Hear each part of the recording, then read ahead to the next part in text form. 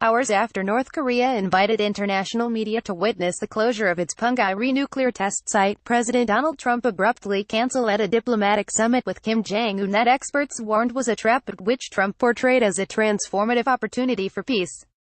Former officials and experts experienced with North Korea and Northeast Asian diplomacy warned that the U.S.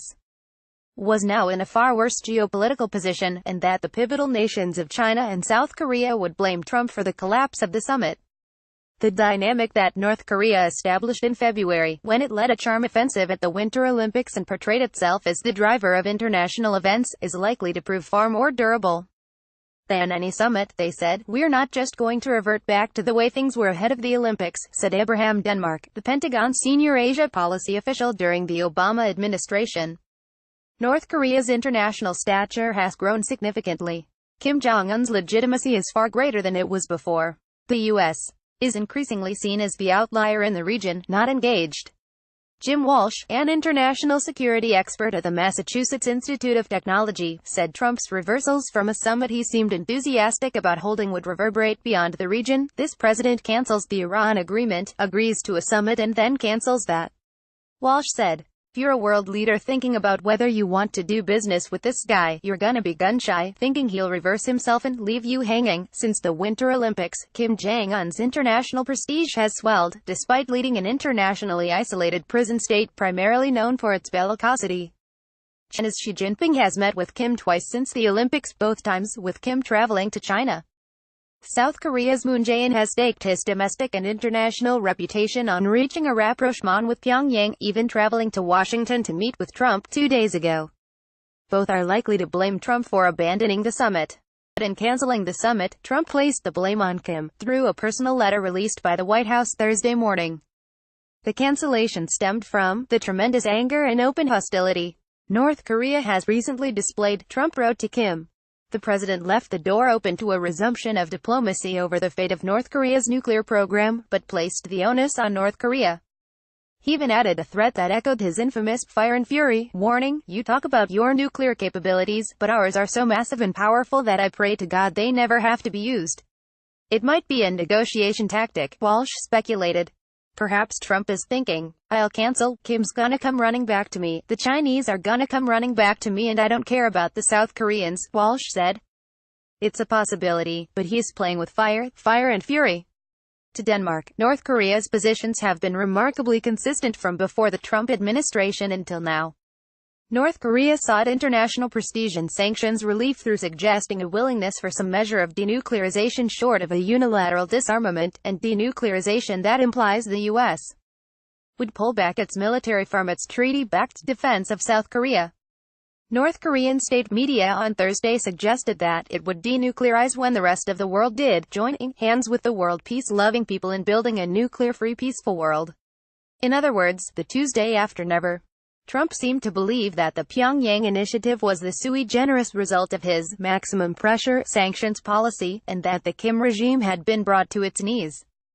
John Bolton, his new national security advisor, already hated by Pyongyang, infuriated the North by suggesting that, like Muammar Gaddafi, Kim Jong-un's disarmament was a prelude to his violent death. Trump tamped down talk of a Libya model for Pyongyang, only to have Vice President Mike Pence intensify it Monday, prompting a blustery volley of insults from the North Koreans. You are now subscribed to the Daily Digest and Cheat Sheet.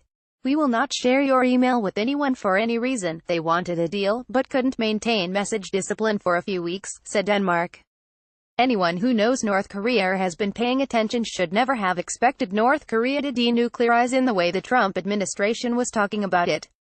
Trump and his allies raised expectations for the summit to astronomical proportions.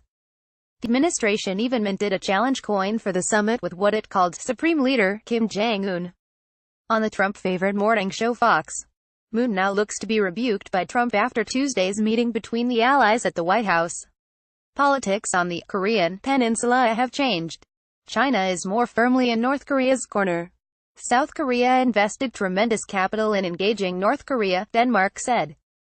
If there is a plan B for Trump's North Korea policy, his Secretary of State, Mike Pompeo, who has met with Kim, did not indicate it Thursday. Just minutes after the White House released the president's letter to Kim, Pompeo told the Senate Foreign Relations Committee the U.S. was no longer in a position to believe that there would be a successful outcome to the June 12 summit. Pompeo also said the North Koreans were not responsive to U.S. outreach efforts to prepare for the summit. He insisted the U.S. side was fully engaged over the past weeks to prepare for this meeting. I regret the statements that the North Koreans have made over the past few days, and the fact that we have not been able to conduct the preparation between our two teams that would be necessary to have a successful summit, Pompeo said. Elsewhere on Capitol Hill, scrapping the summit was panned as a missed opportunity. You cannot have thin skin if you want to make progress with a difficult adversary such as the Kim regime. Rep. Eliot Engel, DNY, the top Democrat on the House Foreign Affairs Committee, said on the House floor. To make matters worse, the president's bizarre letter returns to the same bellicose rhetoric that last year heightened tensions and raised the specter of war. Any type of military conflict on the Korean peninsula would come with horrific consequences, yet an unsuccessful summit carried real risks as well. The worst-case scenario is that we have a real negotiation, it goes badly, both sides storm back to their corners angry and confused, Walsh said. Trump says, well, I tried diplomacy and it didn't work, so I have no choice but to go with the bloody nose, a preventive military attack on a nuclear power that has the world's densest concentration of artillery pieces aimed at Seoul. Trump's letter also indicated that whatever Pompeo says is irrelevant. I felt a wonderful dialogue building between you and me, and ultimately, it is the only dialogue that matters. Trump wrote Kim to Denmark. It was another indication of North Korea's diplomatic triumph.